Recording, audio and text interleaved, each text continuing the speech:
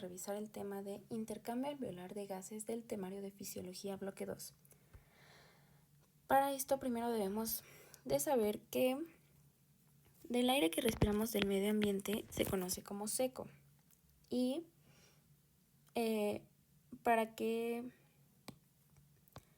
una vez que entra a la vía aérea, este pasa por un proceso que se llama humidificación, que es simplemente por entrar en contacto con el líquido de las mucosas de la vía aérea.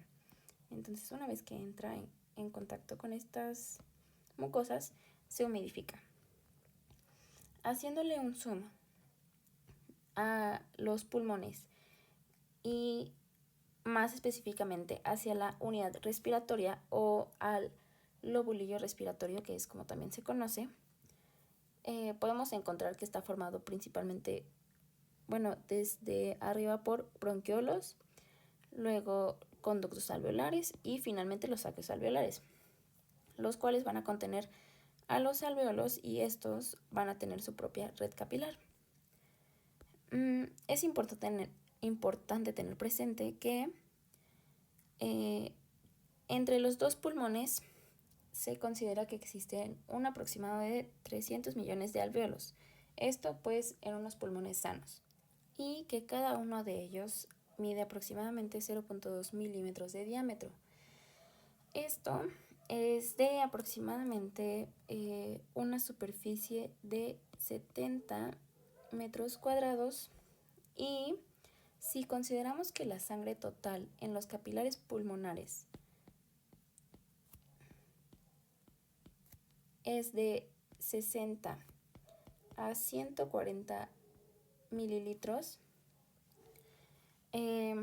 esto poniendo el ejemplo de que supongamos que la superficie es de 7 por 10, estos son los 70 metros cuadrados, y de estos, en esta superficie esparcimos los 140 mililitros de sangre. Va a quedar una capa súper ligera de sangre que finalmente se va a absorber súper rápidamente. Entonces esto es para tener un poquito presente cómo es que ocurre el proceso de absorción. Bueno, teniendo presente eso, nos dirigimos hacia los alvéolos. Estos, en esta imagen, estos son los alvéolos. Van a estar recubiertos por una capa ligera de factor surfactante y atrás de esta va a estar el epitelio alveolar, que es este. Una vez pasando el epitelio alveolar va a estar el espacio intersticial, donde se va a contener los capilares, los vasos linfáticos y los vasos sanguíneos, estos siendo las venas y estas las arterias. Ya una vez que se ponen en contacto con los eritrocitos,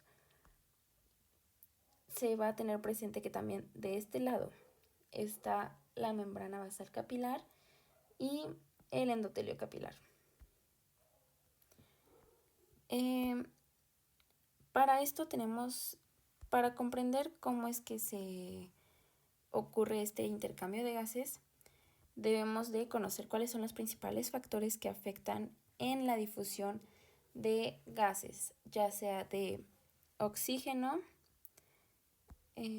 aquí está la imagen, de oxígeno que va desde el medio ambiente hacia los capilares, o del CO2 que va de los capilares hacia el medio ambiente cuando lo exhalamos. Entonces, hay muchos factores que influyen para el intercambio y la absorción alveolar, pero los principales son el grosor de la membrana. Y justo aquí un ejemplo es el edema, que si tenemos una capa más gruesa, donde justo ocurre cuando hay edema, va a ser más difícil, más complicado que las moléculas puedan pasar de un lado hacia otro, a diferencia de que cuando hay una capa más delgada. Y también ocurre, bueno, estoy poniéndoles el ejemplo, yo lo pensé en el metro, por ejemplo, cuando hay más espacio, aquí están los vagones y aquí está una personita. Cuando hay más espacio de aquí hacia los vagones, esto lo podríamos considerar como el grosor de la membrana. Es mucho espacio lo que tiene que cruzar para llegar al vagón, o mucha gente. Por otro lado también está el área superficial de la membrana, o el área de superficie. Aquí lo podemos ver como qué tanta superficie hay para que el oxígeno pueda atravesar hacia los capilares. Esto igual lo podemos ver con un ejemplo del metro, porque si hay solo un vagón, digamos, pues va a ser más difícil que, considerando que hay un chorro de gente, esta persona pueda irse hacia otros vagones, sino solo tiene esta posibilidad para irse, y esta se complica. Y también está el coeficiente de difusión del gas en la sustancia de la membrana. El coeficiente de difusión se refiere a qué tanto puede difundir ya sea el CO2 o el oxígeno a través de la membrana. Para esto tenemos que saber que el CO2 difunde 20 veces más que el oxígeno. Entonces, para el CO2 le es más fácil atravesar esta membrana, esta barrera. Y el último punto es la diferencia de presión parcial del gas. Esta diferencia tiene que ver con qué tanto gas hay de un lado para que difunda hacia el lado donde menos hay. Si tenemos mucho oxígeno de este lado y poquito oxígeno del lado contrario, para el gas va a ser más fácil difundir hacia el lado donde hay menos que del lado donde hay menos hacia donde hay más. Y teniendo en consideración estos factores, vamos a continuar con la difusión de los gases. Ok, continuando con la difusión de los gases, vamos a hablar principalmente de dos, del oxígeno y del CO2. Estos van a tener dos variaciones. Uno es la inicial o la normal. Esta es suponiendo que sea un sujeto anatómico, que es donde se ha estudiado, él estando en reposo, y que su capacidad de difusión se ha obtenido que es de 21 mililitros minuto por milímetros de mercurio. Esto se debe de multiplicar por 11 y se obtiene una media de presión de 230 mililitros por minuto. Ok, y considerando esos valores, si a este mismo sujeto lo ponemos ya sea haciendo actividad física o cualquier actividad que aumente su flujo sanguíneo, este va a cambiar por dos, la difusión del oxígeno va a cambiar por dos factores principalmente, que es por que haya dilatación o apertura de los capilares, apertura de más capilares o dilatación de los que ya están presentes, y por el cociente o coeficiente de ventilación-perfusión. De este vamos a hablar un poquito más adelante. Y del CO2 se conoce que este no se ha podido medir exactamente, pero a partir de otros gases, como del oxígeno, se ha podido obtener una estimación que es de 400 a 450 mililitros minuto, su capacidad de difundir, y en el estado de ejercicio o haciendo alguna actividad física o una situación que aumente el flujo sanguíneo,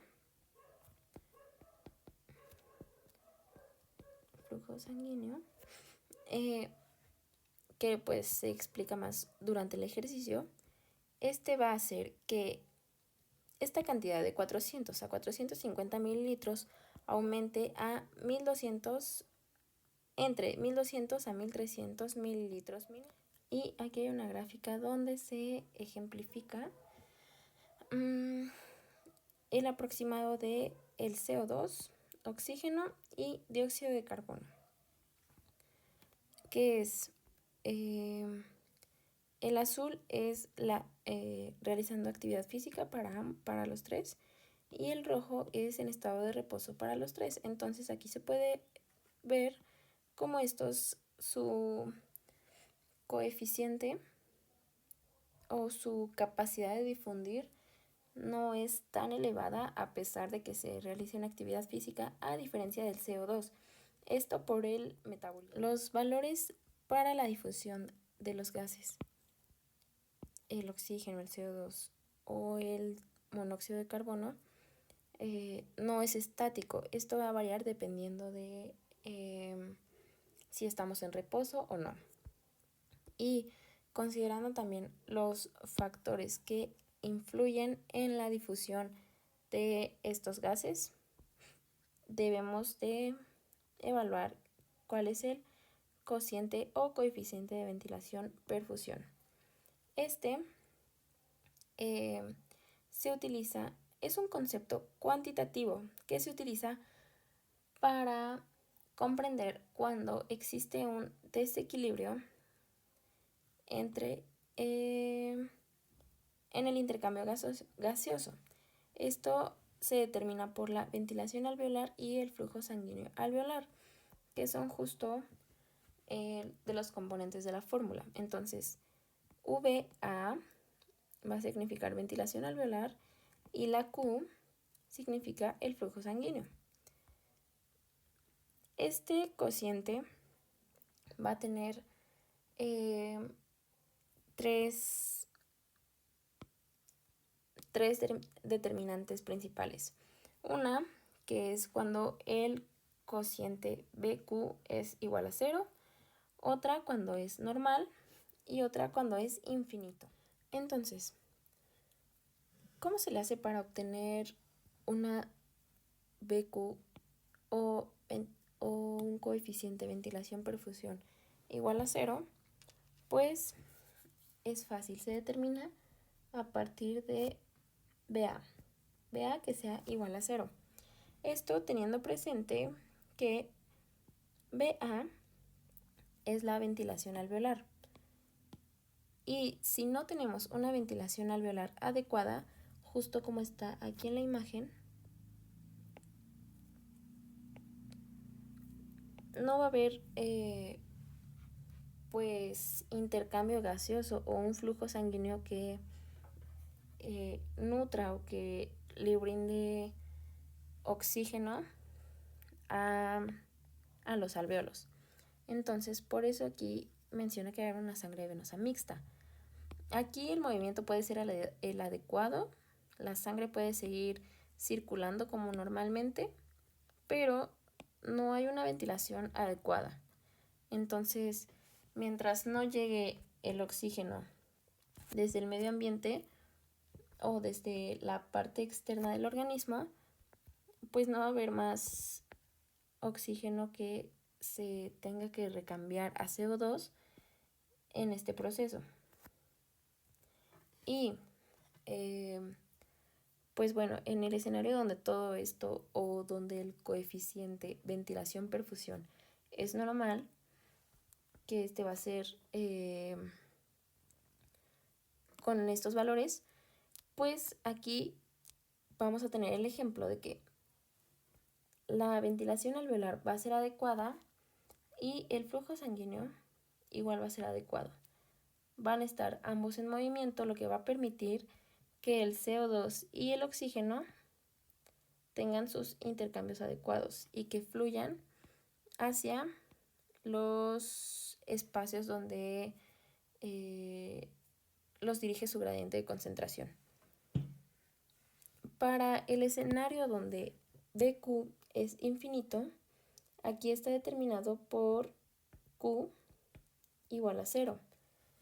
Entonces, en este escenario, en el primero, la ventilación alveolar puede ser normal, puede ser 0, y si Q es 0, no va a influir en nada.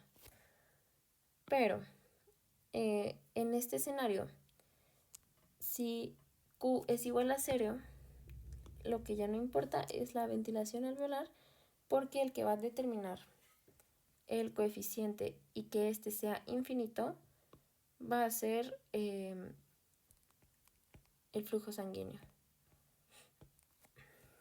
Entonces, aquí el problema no es que no haya una ventilación adecuada o que haya una ventilación, sino esta sí va a estar llegando constantemente, pero el flujo sanguíneo va a estar obstruido, justo como se muestra en la imagen.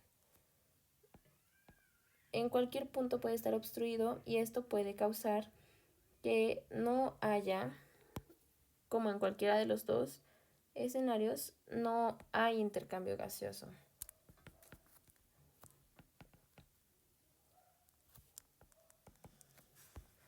Lo que va a generar que pues el oxígeno no difunda hacia donde debe, ni el CO2 hacia la vía aérea para que pueda pues el oxígeno irse hacia la circulación y el CO2 hacia el medio ambiente.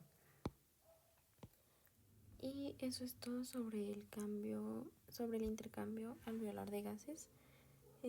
Existen más detalles que se lograrán